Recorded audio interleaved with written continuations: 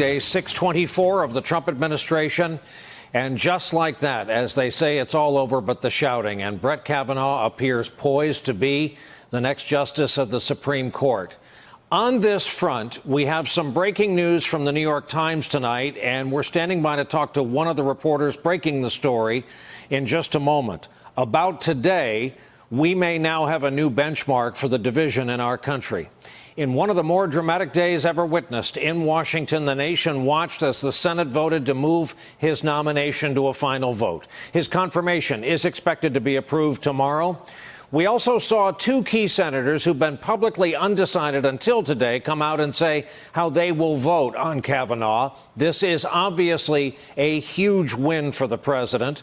We're going to begin with a look at how the day unfolded on Capitol Hill. Senator Grassley, do you know how this vote's going to go today? I think it'll be very successful.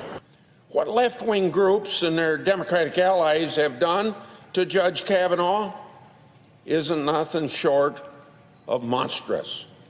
I hope we can say no to mob rule by voting to confirm Judge Kavanaugh. Ms. Murkowski. Murkowski is a no, I'm being told. She is not voting to move forward. On this vote, the yeas are 51, the noes are 49. The motion is agreed to. I did not come to a decision on this until walking into the floor this morning. I believe that Brett Kavanaugh is a good man. I believe he is a good man.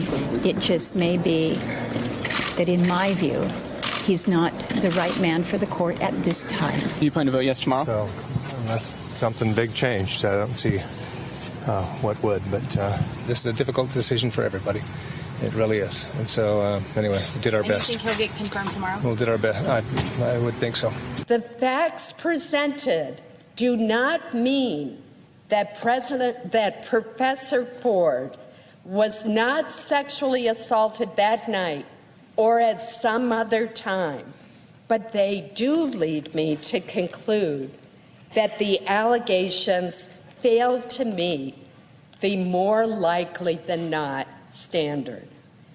Therefore, I do not believe that these charges can fairly prevent Judge Kavanaugh from serving on the court. Mr. President, I will vote to confirm Judge Kavanaugh. So shortly after Senator Collins announced her long-awaited decision, the sole remaining undecided senator, Democrat Joe Manchin, announced his intention to vote yes to putting Kavanaugh on the high court. That's shame, you can hear the protesters yelling in the background. And just a few hours ago, Senator Lisa Murkowski said that while she is, in her mind, a no vote tomorrow, she's going to be marked present when the vote actually happens. This is procedural, and it means that Republican Senator Steve Daines of Montana will not have to leave his daughter's wedding in Montana tomorrow to be the 51st vote to put it over the top. The White House is likely waiting for that final vote to put out any kind of official response to today's apparent victory. However, our NBC News colleagues in Washington report tonight the mood inside the West Wing was one of, quote, euphoria and relief. And then tonight, as we mentioned, this brand new reporting from the New York Times, which adds to what we already knew, that the scope of the investigation was limited from the start.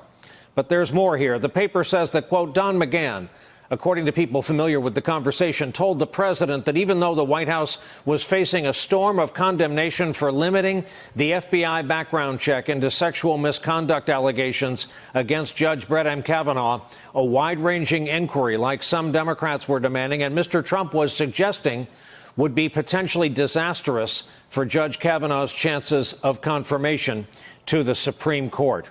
This is a three-byline piece of reporting tonight. One of the three is standing by telephone to join us. That would be Pulitzer Prize-winning Washington correspondent Michael Schmidt. And Mike, as I said, we know that the investigation was limited in scope. We know that because there are anywhere from 28 to 40 individuals out there who wanted or expected or both to be contacted by the FBI. We know that Dr. Ford and Judge Kavanaugh were never contacted. But you add to it by telling us how this went down. And I'll ask you to go ahead and retell the story.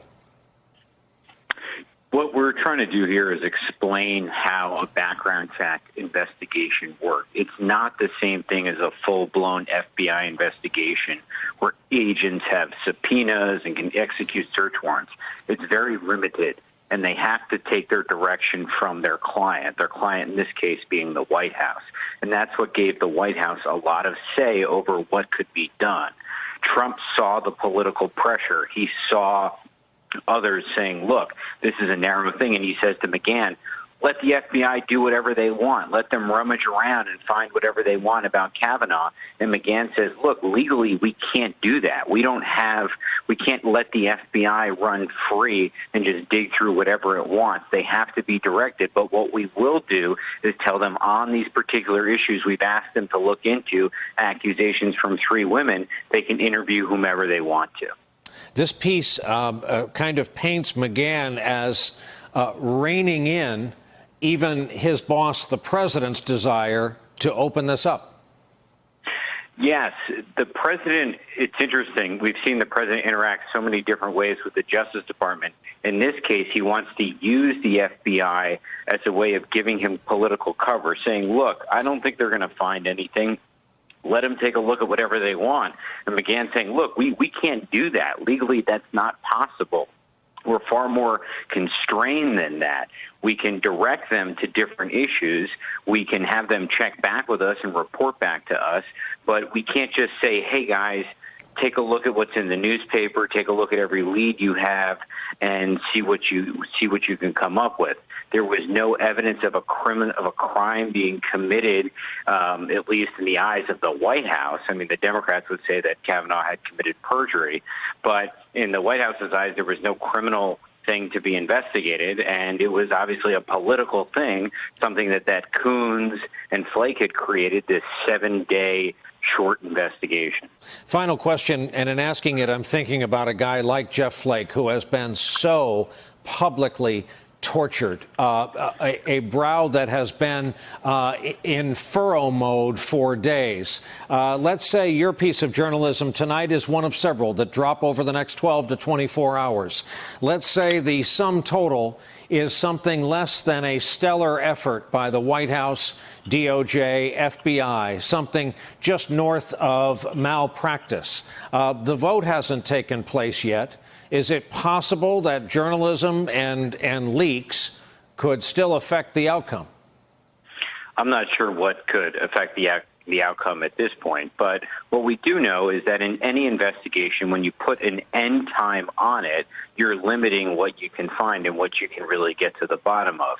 There's a reason why when Bob Mueller was appointed as special counsel, he didn't come out and say, hey, I'll be done with my investigation in 6 months and a year. An investigation, if it's out to really find the facts, has all the time and resources to go out and do that. Obviously, this was a political thing. Hey there, I'm Chris Hayes from MSNBC. Thanks for watching MSNBC on YouTube. If you want to keep up to date with the videos we're putting out, you can click subscribe just below me or click over on this list to see lots of other great videos.